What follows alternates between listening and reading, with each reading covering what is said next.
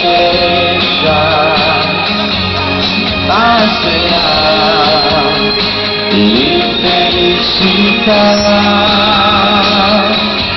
Non chiederti perché, ma domani passerà,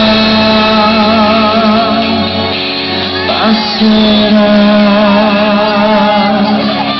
Conserva quelle dolci lacrime per giorni che ti sembrano amari, ma lascia bellezza libera, ti sorprenderà.